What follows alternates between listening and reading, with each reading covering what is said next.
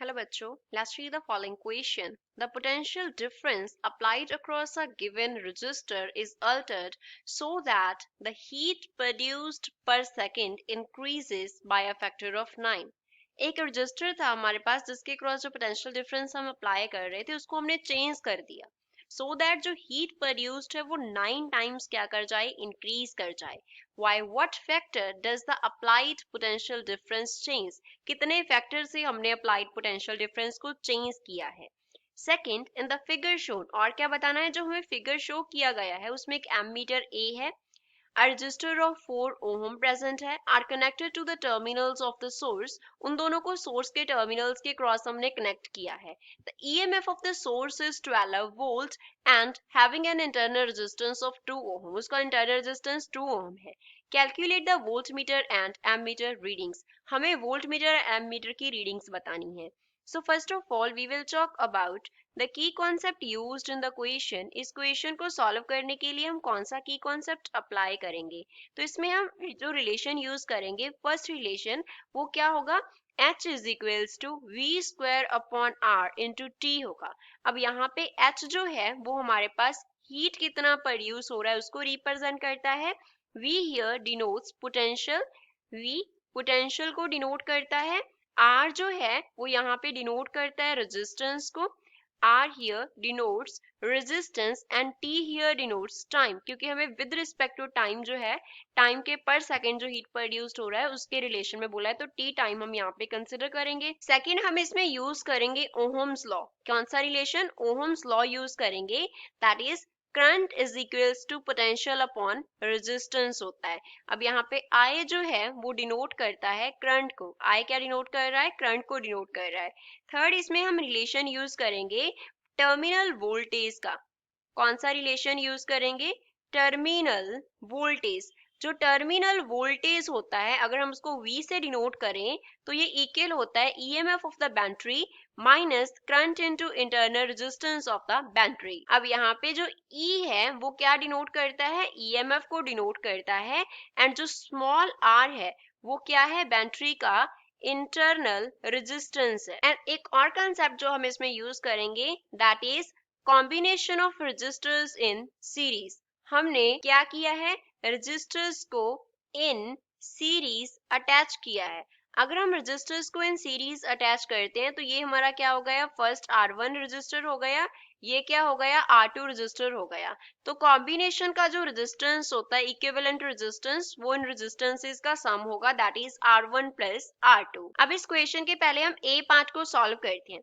ए part में जो हमें पोटेंशियल डिफरेंस जो है वो क्या करना है, फाइंड आउट करना है कितना चेंज किया.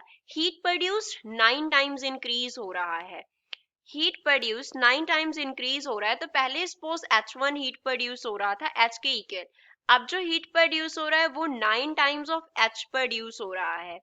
जो पोटेंशियल है सपोज पहले हमने V1 अप्लाई किया था, अब V2 किया है, तो V2 हमें फाइंड आउट करना है. इतने फैक्टर से हमने V1 से V2 को इंक्रीज किया है.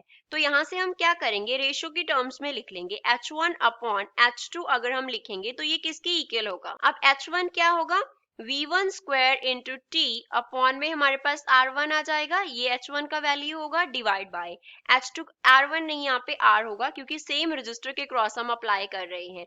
H2 के केस में V2 square into T upon में हमारे पास क्या आ जाएगा, R आ जाएगा. So from here we will get H1 upon H2 will be equals to V1 square upon V2 square. So from here we can write square root of H1 upon H2 जो होगा that will be equals to V1 upon V2 होगा.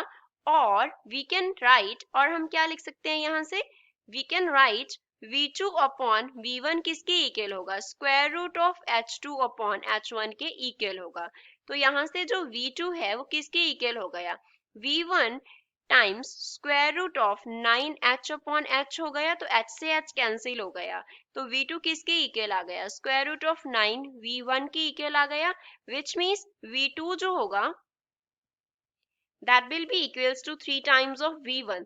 तो हमने क्या कर दिया, potential difference को 3 times increase कर दिया. तो पोटेंशियल डिफरेंस जो है that is increased by a factor of 3 को हमने 3 के फैक्टर से क्या किया है, इंक्रीज किया है। नेक्स्ट हमें पहले एमीटर रीडिंग निकालते हैं, एमीटर एंड वोल्टमीटर रीडिंग्स निकालनी है।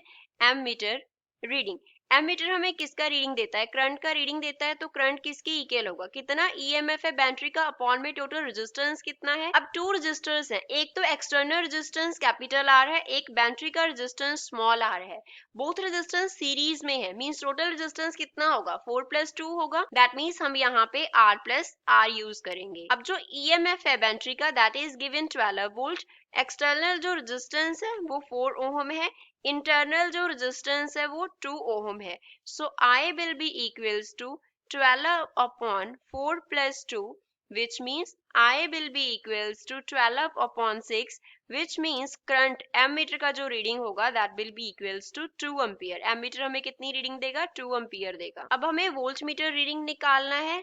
लास्ट हमें क्या निकालना है, वोल्ट मीटर रीडिंग।